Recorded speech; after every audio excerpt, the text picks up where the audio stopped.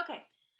It is 1 o'clock, and so I'm going to go ahead and get started because a couple of reasons. Today, I don't have Leanne here helping me, and because you can't see it, but I've got another computer over here, and in the background, I have a peer review running, and so I am multitasking. I am the queen of multitasking today, and I want to make sure that I have enough time to get through this webinar, and then also that I can get back to the peer review when we're all finished here. But they know not to expect me back before 2. So if you have any questions, please feel free to ask that as well. Um, so we're kind of starting with a bit of a different approach to the standards now moving forward, and we realize it's been a while since we've kind of touched on some topics, and some topics we've touched on a little bit more often. And so we're going to start at the beginning.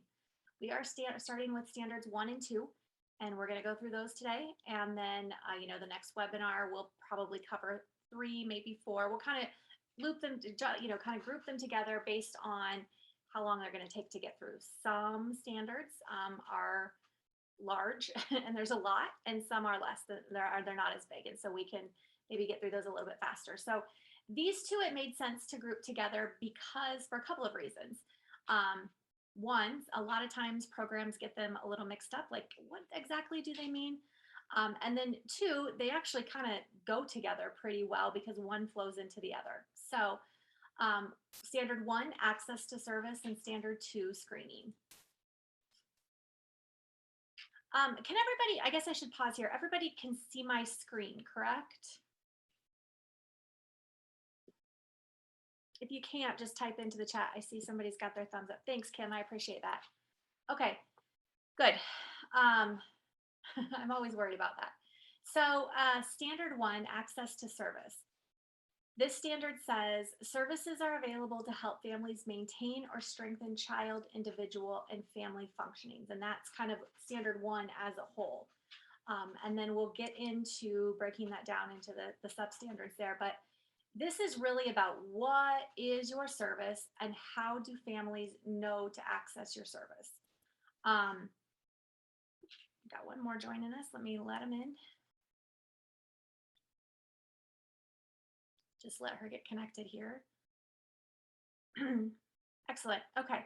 So, again, like I said, what are your services as a program, and then how do families know about the services you offer, and then how do you specifically target families at that optimum age? If you enroll in prenatally, how are you going after those prenatal families? If you enroll just after birth, what connections within your community, what community planning efforts, what organization, how are you outreaching to those families to hit them, target them, so that they're coming in as soon as they're eligible for services. So that's really what this standard is kind of all about. And we'll kind of get into this, but a lot of times standard 1 and standard 2 kind of blends together. So I thought from the very beginning, we're going to set the tone for what the difference is between the two. So standard 1 is all about, is called, it's more, we think about it as intake. And really what I want you to think about in terms of that is recruitment. How do you find your families? What's your plan on finding families? As you outreach to those families, I know that this is the last thing that anybody's really thinking about, but for peer reviewer purposes, on the peer reviews, how do you show the peer reviewers what you're doing? I've seen some programs have these really great elaborate marketing plans, and that's wonderful. But what is a marketing plan if you can't show that's what you're doing? So, really documentation even of that. I know this part is the documentation of it is kind of that afterthought. So we'll talk through kind of some questions to ask yourself, maybe some ways to come up with a plan that you can put in place to, keep track of things as they happen, rather than, as you're getting ready for peer review, having to go back and find all of this documentation from years ago or a year ago or 6 months ago even, to show all the things that you've done to really recruit or target and recruit the population of families that you're wanting to outreach to at the earliest opportune moment. And then screening, or standard 2 screening, the word I really want you to think about there is eligibility. how do you determine that a family is eligible?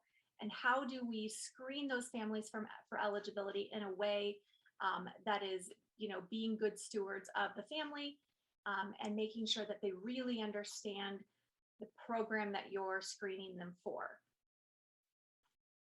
So, digging into 1.01, I'm not going to read this interpretation, but the organization collaborates with other providers or conducts community outreach to identify families who are potentially in need of service and inform them about the program.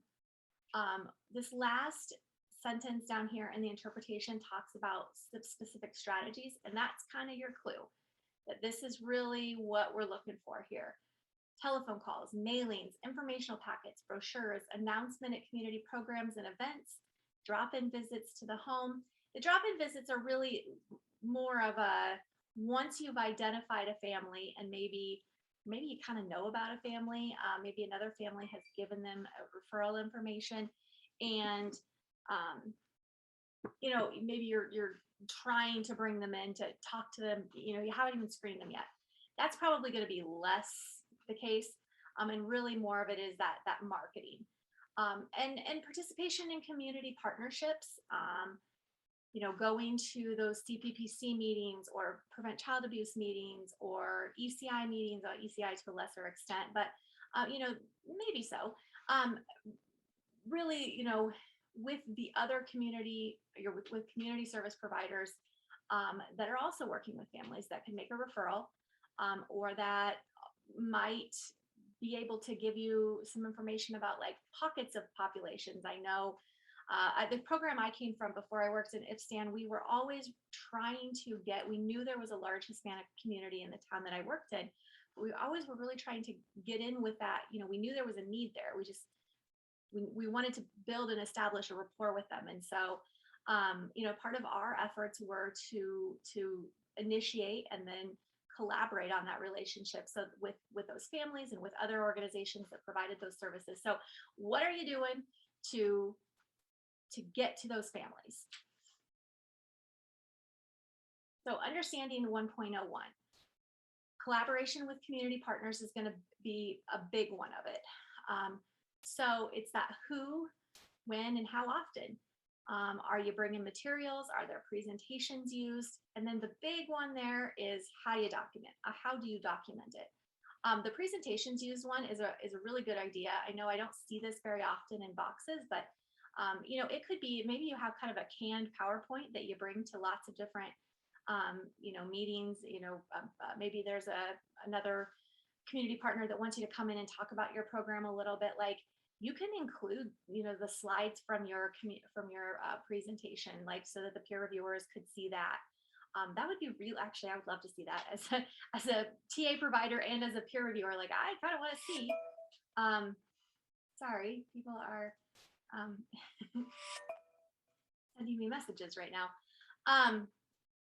And then, how will the peer reviewers know about this collaboration? So how are you going to show them that that's what you're doing?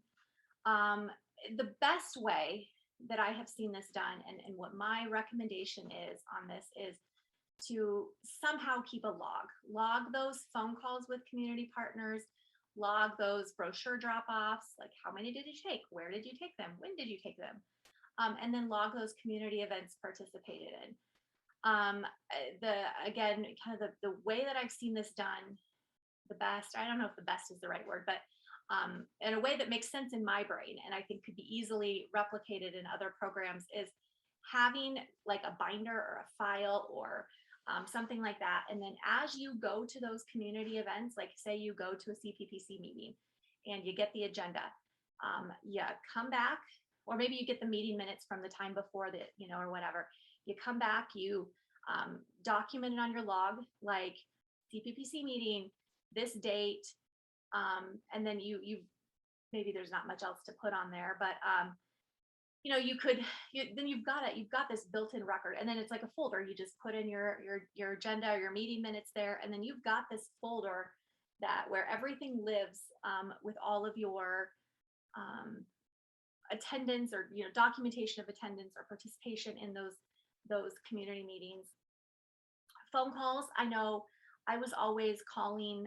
I lived in a larger urban area, so I didn't necessarily have relationships with the OBs or the hospitals.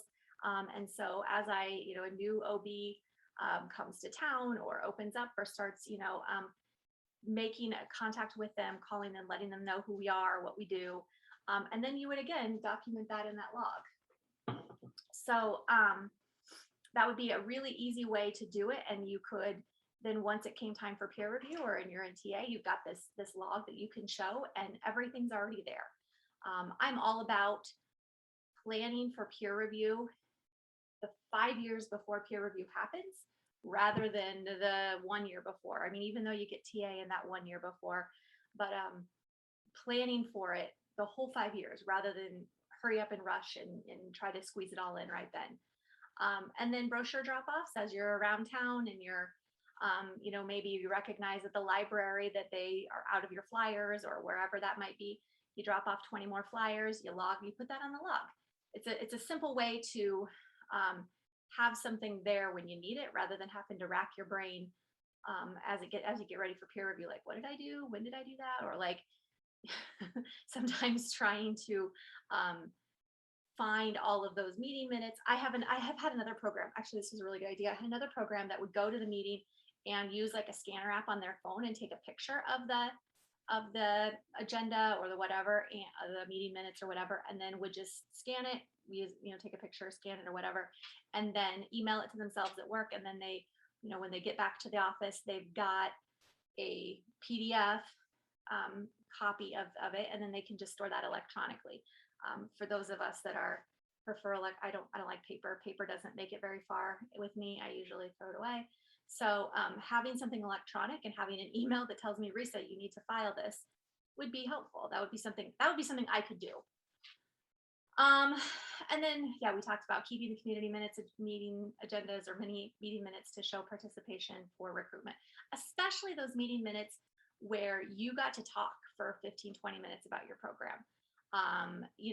That would be really helpful for a peer reviewer to see that was happening. And then 1.02 is families are engaged to participate in the program in a timely manner. The interpretation on this one says the organization should seek to identify families as early as possible as appropriate to the type of services offered. So we talked a little bit about that, having a plan for your target enrollment, like who you're going after, when you want to get them. Some programs specialize in enrolling teenage parents. Some programs specialize in enrolling first-time parents.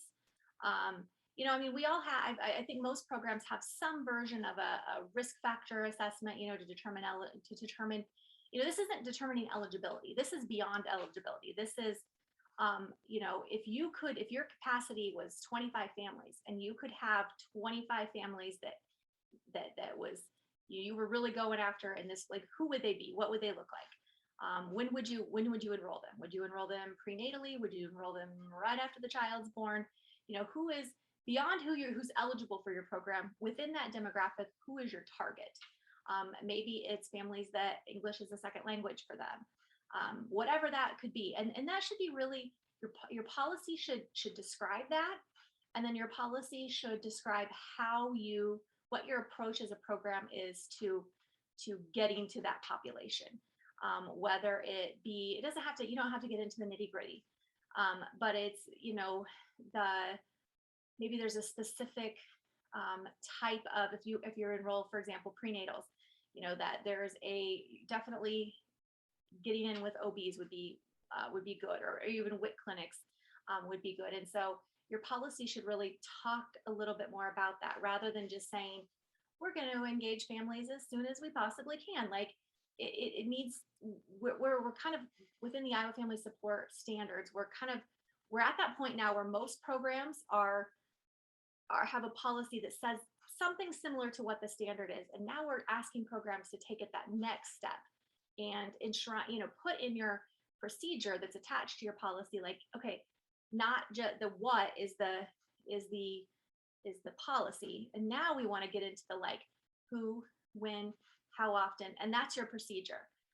And so we're asking, programs to continue to build their policy and procedure, so that it's If we like to use this scenario, like if you had to replace all of your staff tomorrow, and the only time you had was to give them the policy and procedures manual and say go, would they know what to do?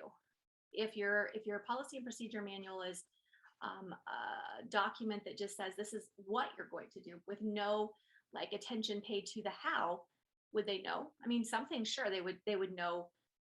Some things are pretty easy to figure out how to do it, but some things are a little bit more complicated and more nuanced in terms of what your program's specific approach to doing that is. And not everybody's going to interpret things the same way. And so you want to make sure that you have some additional things in there and that, who, when, how often, all of those kinds of things. So understanding 1.02, your policy should focus on recruiting participants, how to handle incoming referrals to the program, and then documenting those initial contact attempts up to the screening of eligibility. So let me go back here. When we talk about timely manner, we really want programs to define what timely manner looks like to them. And I think to some extent, we're getting there. I see a lot of times in policy, we want to enroll them in the first week, or we want to enroll them within the first 2 weeks. And that's a great metric to have. The problem is what happens if that doesn't work?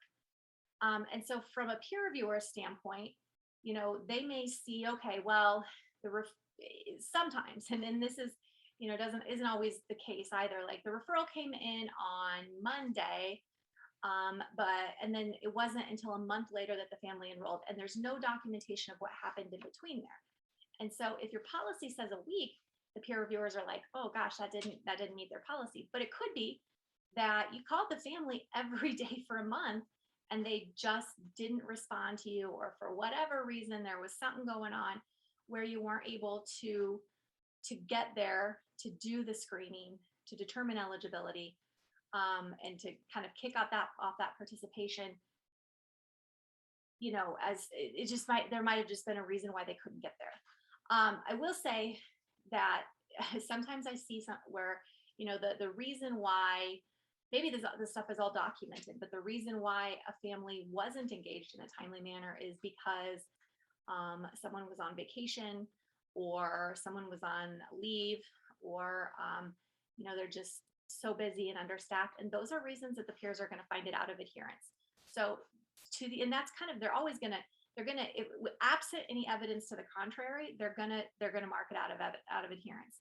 So to the extent that you can build a process that documents all of those contacts, phone call this date, text message this date, send a letter on this date, that documents all of those attempts to contact up till the point that you actually facilitate the screening and possibly even enrollment. I would argue that you could even continue that through enrollment. It's going to make it super clear for the peer reviewers. They're going to be able to make they're going to have discretion in, like, okay, well, maybe they didn't get them enrolled in that first week, but they sure were trying. It wasn't for lack of effort on their part. And then they can give you the benefit, they can say, okay, well, they tried, they did everything they could have done. I don't know what else they could have done. But again, I'll come back to, having somebody out on leave, on vacation, just not having the staff to do it. Those are all reasons that it would be found out of adherence, because those aren't good reasons. And so, if there is a gap there and the peer reviewers ask about it, you want to have something that shows what happened there. And then again, we talked about defining a timely manner. What is the program's goal on recruitment, like goal time frame? What is the target service population? Who are you going after? We talked about that. And then documentation, again, just really wanted to nail that one home. And then the focus on standard 1.2 really is that engagement of target population. So it's more than just, obviously there's all these things you want to capture, but again, it comes to that target population piece, that making sure that you're gearing all of your practices towards getting the family as soon as possible, not just from a marketing standpoint, but then when that referral comes in, like acting on it right away. I know Some programs are really great about being able to connect with a program. Maybe they just delivered and, they get the referral from the hospital and they're really great about being able to make it up there before mom's even gone home. Um, I know I had a hospital in the town I worked in that would prefer that we didn't do that because that was too much for them, and totally can respect that. That's nothing, against them. That was just their preference on things. But then if that's the case, how are you getting connected with that family really as soon as possible? So that's standard one. Before I move on, does anyone have any questions that they feel comfortable asking in front of the group?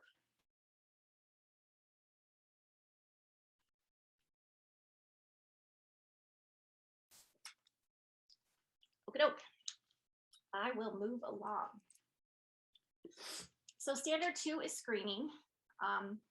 So this is determining eligibility. The organization screens families promptly and responsively to identify needs and direct family members to appropriate services. Caveat, this can be not applicable if another organization is responsible for screening. We'll talk about that here in a bit. Actually, I think next. We did. It comes next. So standard two can be not applicable.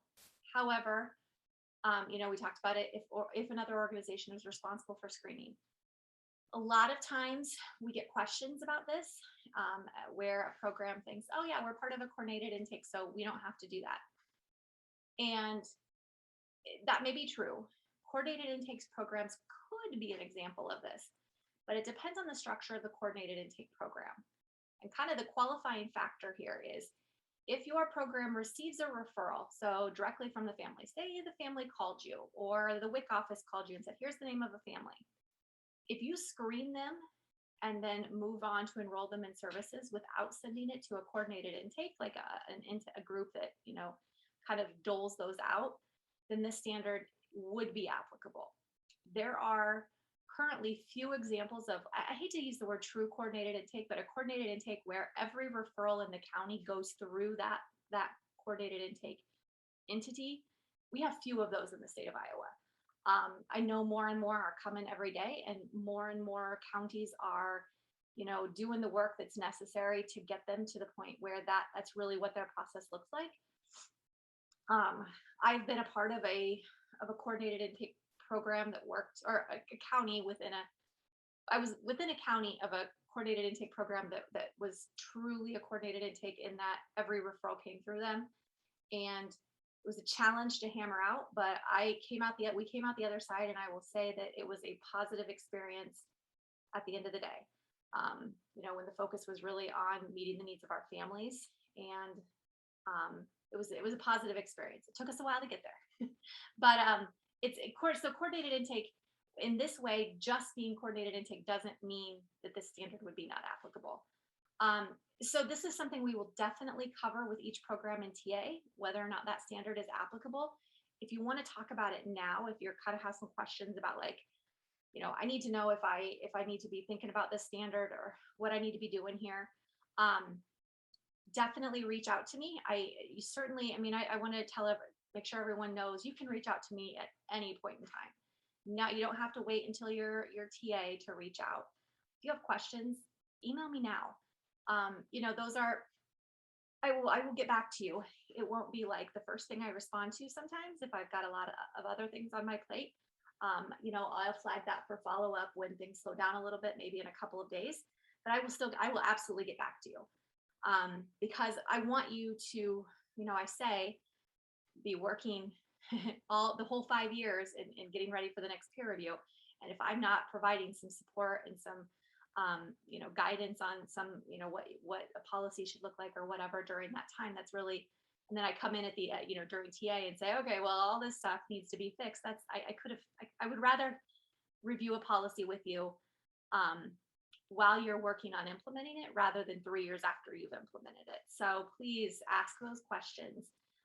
If you want to know, if you want me to take a look at what your county is doing for coordinated intake and kind of give you my thoughts on it, on whether at this moment it would be applicable or not, I would be glad to do that. I can't tell you for sure what it's going to look like in 2 or 3 years. Your coordinated intake may change. There may be some interpretations about the standard that might change. that might kind of change the situation there and make it applicable or not applicable. But I can tell you at this moment in time, this is what the approach would be on that standard. So, standard 2.01, prompt responsive screening practices, ensure equitable treatment, give priority to urgent needs, inform families how well their request matches the organization's services, includes all available prior screening information, and does not duplicate recent screening activities, support timely initiation of services, and provide for placement on a waiting list if desired. We are going to take this standard apart and address each one of those bullet points one by one. So, A, ensuring equitable treatment. We know what that Hey, means. Risa. Yeah. We can't see your slides. Good call. Hang on just a sec. Thanks. No, thanks for letting me know.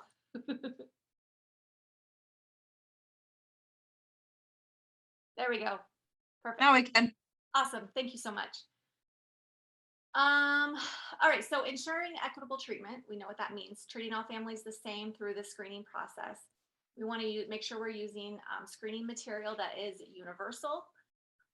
And then, documentation is important here, but the documentation really is that you have one form, and that is the one form that you use with everyone. So, when the peer reviewers are going through files, they wouldn't expect to see multiple versions of a form that kind of maybe vaguely resemble one another. They would expect to see the same form in every file. I know that's, as you tweak things, a family that enrolled 5 years ago might have a form that looks different than a family that enrolled last month. But there shouldn't be like, all the families that enrolled in the last year have different versions of forms floating around. The other thing that I would say is that, if you've got a family that maybe English isn't their first language and you've got a form that's translated, I would maybe expect to see a form in a different language, but it should be the same. It should be the same topics, the same questions, the same things that you fill out. And then what does equitable treatment look like in terms of screening? So the one thing I see the most on this one is that they treating this standard as kind of an afterthought. This isn't the biggest worry that any program has, but it's kind of like they see that and they're like, oh yeah, we do that. And so making sure that your policy reflects exactly what it means to your program, and being very purposeful in that statement, like equitable treatment and screening means, and then these things. It means that, and give some examples to your staff, that all families are, I don't know, I'm trying to think of good examples here. I have better examples for ASQs. So, but that all families are, all of the information is covered with all of the families, and we don't just make assumptions about things, that we're actually getting all of that information from families. We're not assuming an insurance status, for example, if that's included in there, although I'm not, anyway, that's a conversation for another day. I'm not sure that screening needs to include insurance status, but that all of the questions and the approach to asking the questions and the way that you go about doing it is purposefully the same and equitable among all families that come in. Again, I just come back to making it be a purposeful thing and not being an afterthought. If you're, and here's a kind of a good check on that one, is if your staff was asked that exact question, what does equitable treatment in screening mean to you? How would they answer that? And so, that could even be a question that you bring up at a staffing. And so you could kind of see where they're at on things, and then kind of decide, maybe you need to add some things in policy. Maybe there's some conversations that need to be had. But, as far as this standard, there's a couple ways a peer reviewer will look at it. They're going to look at the policy, obviously. They're going to ask staff about it. And then they're going to look at the forms to make sure that everything is, that there's only one version of a form being used and all of those things. But and then maybe it would come up at the family participants panel interview that, they do ask questions about honoring diversity and things like that. And so that could potentially come up there as well. So understanding 210B, giving that priority to urgent needs. recognizing that crisis situation, addressing those urgent needs right away, and then documentation of that. It should be really clear to peer reviewers that, when this screening was completed with this family, it was done because there was an urgent need. And then a way you can kind of think about that one is, if you had to replace all your family support professionals tomorrow, how would those new staff that you bring in know that an urgent need has presented itself for screening purposes? How would they know, like, oh, this is something I got to act on right away? Maybe it's defining those urgent needs. I know that family's not going to call you and be like, hey, urgent need here, I need you to come and screen me. And it's not going to be, like that. But give some examples perhaps of what urgent needs might look like. If there's if a family support professional has a question about what constitutes an urgent need, make sure your policy says that the supervisor or whomever can be consulted when questioning if there is an urgent need. I know a lot of times on these um, um, the intake forms or the screening forms, there's not a lot of place to write like check off this is an urgent need or whatever, but like that might not be a bad idea, because that also gives peer reviewers a window into, maybe there's some things that didn't get covered on that screening. And we'll get to screening for eligibility here in just a second, but like maybe they didn't get the child's ages and dates of birth of everybody and of all the kids in the house. Maybe they didn't get something from the screening. But if you have urgent needs, like just a checkbox, that's all it really needs to be.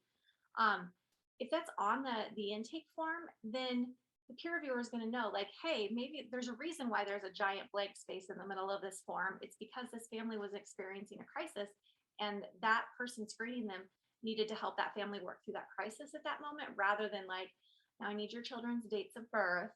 And I'm talking older children, maybe not about the target child, but like obviously we probably need a date of birth on that one. But I think that it's really easy to have this in a way that, first of all, you're being mindful, you're being purposeful about it, which is like my mantra about these standards.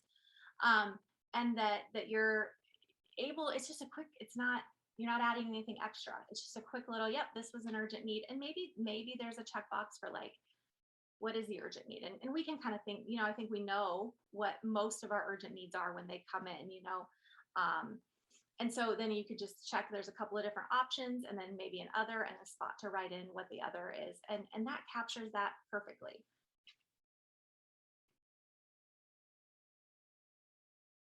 2101C, inform families how well their request matches organization services. Okay, so I'll be honest, this one is a challenging one for me and for programs. And there's been a lot of conversation within the quality standards work group, which is kind of the group that I have questions about standards and things like that, or interpretations that I run things through, like, what does this mean exactly? And so we've talked about this one a lot. And kind of our walk away from this is there should be a purposeful conversation with families. Having this conversation as part of screening can help avoid enrolling a family that really isn't interested or didn't understand the program. How many times have we enrolled a family?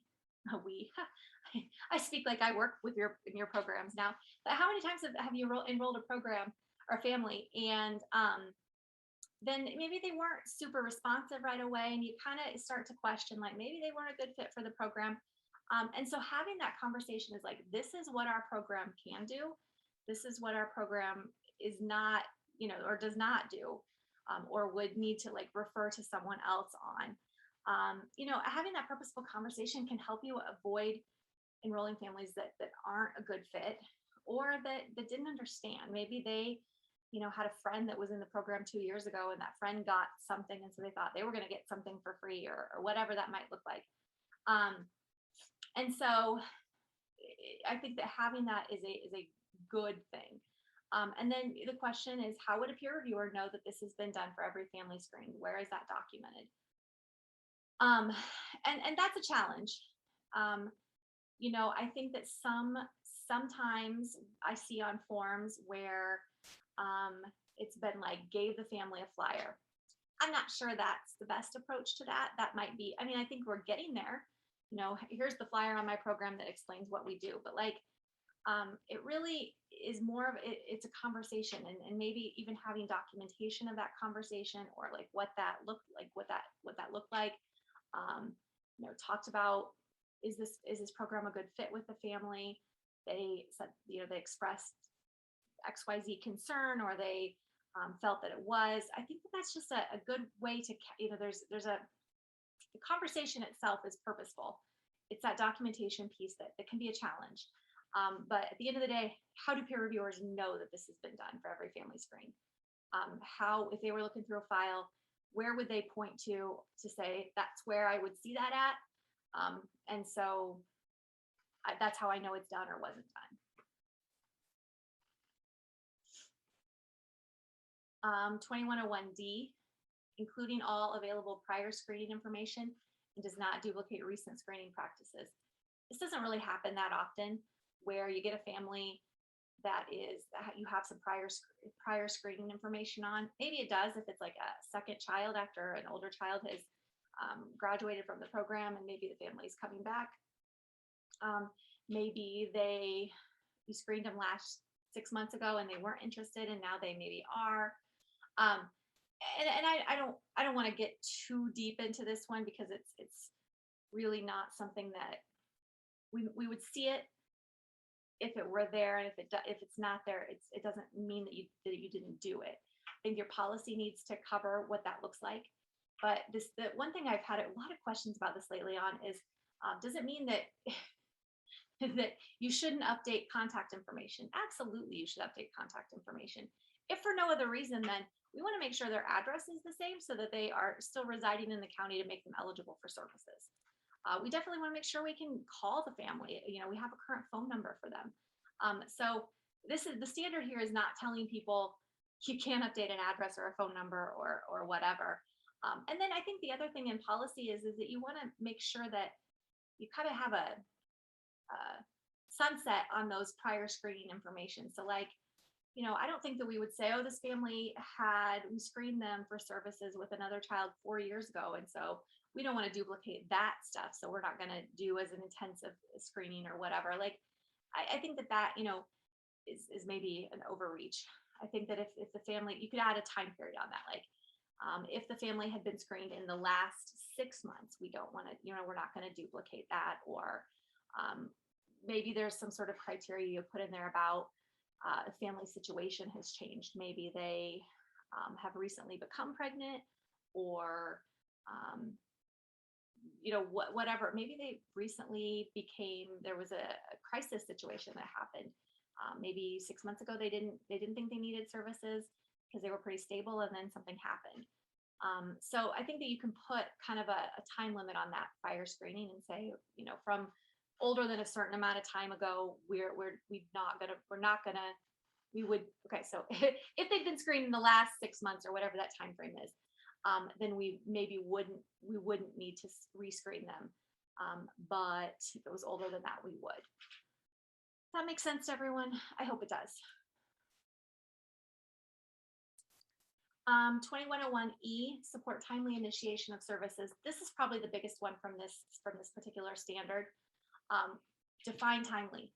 What does timely initiation of services look like? How will peer reviewers know when and how a family has been enrolled? How would they know? Sometimes when I'm looking at a file, I see two things. I see a screening form, and I see that initial kind of intake, so the family's enrolled, and then there's that you got to get all the information from the families, all that extra stuff. Those don't tell me much of anything in the way of standard 1 or standard 2.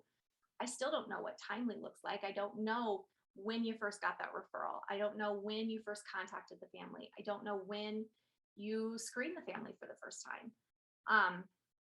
So having a place where you can kind of cover like you can document all that stuff is key, really. How will a peer reviewer know all the program's attempts to contact a family? My suggestion on this one is to use a contact log. And on that contact log, you document every attempt to contact that family from when you get that referral or when that family self-refers through actually screening or possibly, I would argue, probably even enrolling that family or not enrolling that family, as the case may be. But um, and so it can be really simple. So you have got the family name at the top, you've got the date, the type of contact, whether it be phone call, text message, letter, in-person visit, whatever. And then maybe a description like left voicemail for the family, sent text message to the family to try to enroll for, or to try to screen for services. And remember, we're talking here about screening. Sorry, my hands are going all over the place. We're talking here about screening. So we're still talking about determining eligibility. Whatever method that is that you use to determine eligibility, that's what we're talking about here. So having so that there's a contact log that you can point peer reviewers to, so that they can look at that and they can say, oh yeah, I see how this worked. I see what happened here, or I see what didn't happen here. I see that, a family was easy to connect with or wasn't easy to connect with. And I would go so far as to argue or to say that it's a good idea to use a contact log even beyond after you've enrolled the family, for a couple of reasons. The main one being, if the only way that a peer reviewer can see all of the contact with the family, for lack of a better word, that's not the best word there, but contact with the family is through looking at their visit notes, they're missing some context. They're missing all of those. Contacted family to try to schedule a visit, family was not available. Or family canceled visit, reschedule for XYZ date, and then family canceled that visit, rescheduled for XYZ date. Maybe you reschedule 6 times and you don't get a visit in that month, and you missed an LSP or an ASQ or some other assessment that needed to be done. And so for the peer reviewers, that's easy. Then that's easy to explain why something wasn't done. I would, of course, make a note somewhere else that's like, and we could talk about in TA about places to make those notes, like if an LSP was late because, or LSP maybe not so much, but ASQ was late because a family was inactive during that time. I've had some families that go out of the country during the summer or sometimes around Christmas for several weeks or a month to visit family. And so they're inactive during that time. And so having a contact log where I could explain those things would be helpful to a peer reviewer. Sometimes as you've got those families that kind of drop off the face of the earth, and the peer reviewer is looking through like what happened with this family, did the program try to engage that family? Having a contact log would be a great place to and a simple place to kind of cover all of those attempts to contact. So if you're not using a contact log, think about it. And if you have questions, talk to me. I would be more than glad to share some examples with you. But at the end of the day, this is going to help you avoid an out of adherence rating. It also helps you tell the story of what's going on with the family more than beyond just the contact notes.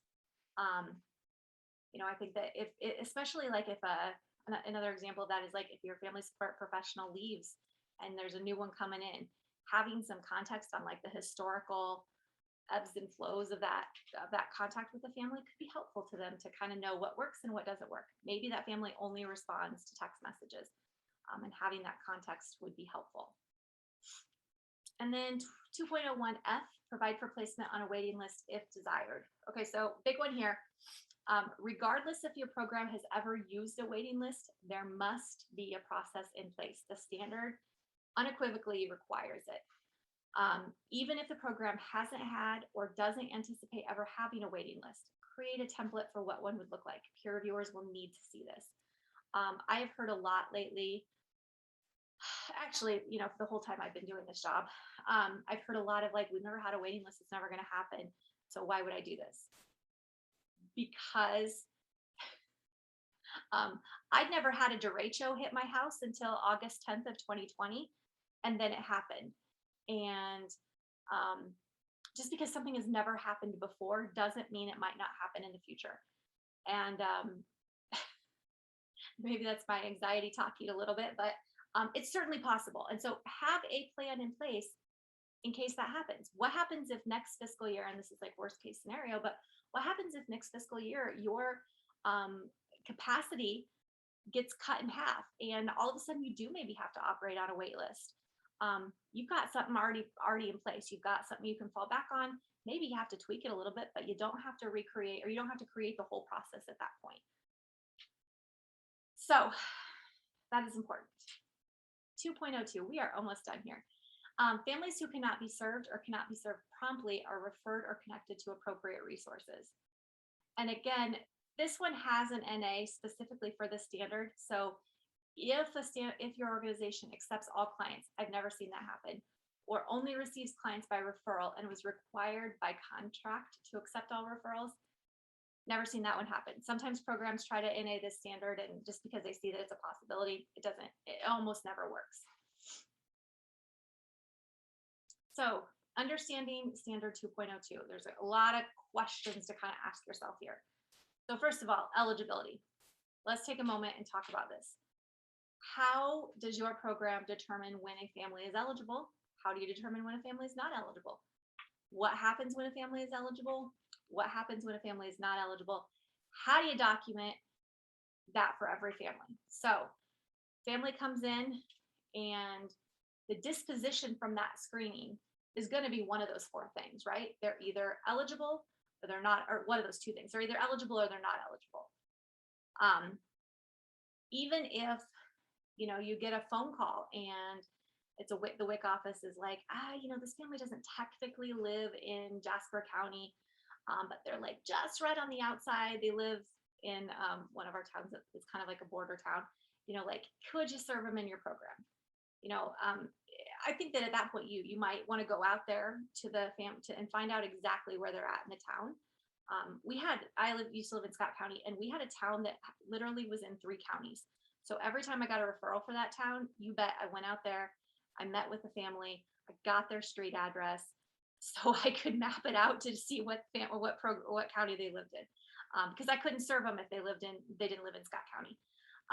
But determining eligibility is super simple. And I know for those of you that have been through peer review lately, which I think all of you have that are still with me, it's super simple, right? It's, does the family have a child in the age of the children that you serve, whether that's prenatal to 5, somewhere in between, 0 to 3, whatever that age group is.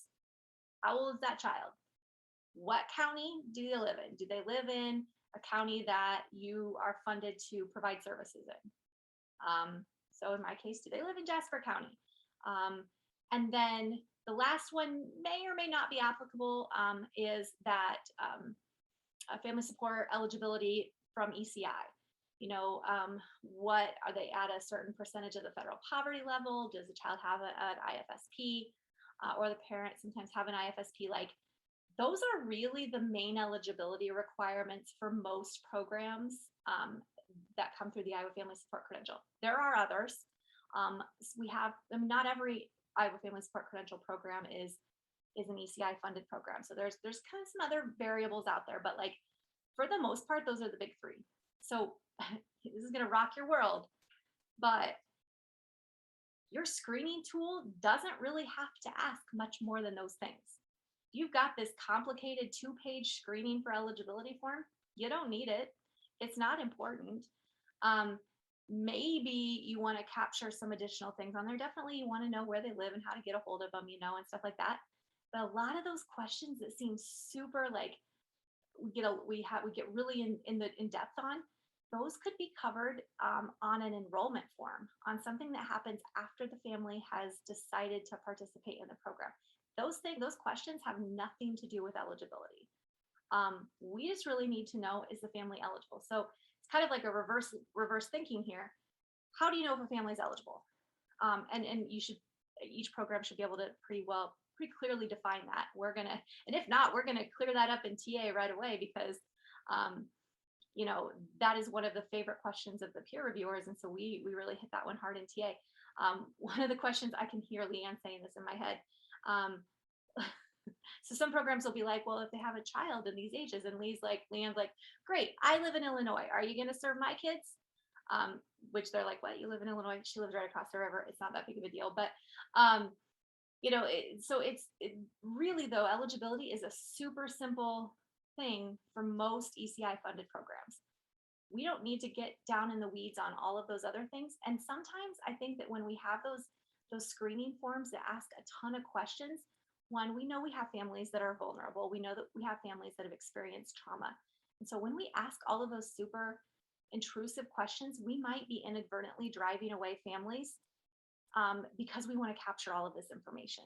So could we consider taking some of the information that we know we need? We still need a lot of information about those families, and moving it into an enrollment form, and then taking a visit or two to build rapport, build a relationship, have some camaraderie with that family, and then we can ask those questions. I think that is an approach that is not only viable but optimal in a lot of cases. So if you have questions on that one, please see me, and I will be, again, more than glad to discuss what that could look like with your program, because I think that is something that is an opportunity, especially for ECI funded programs.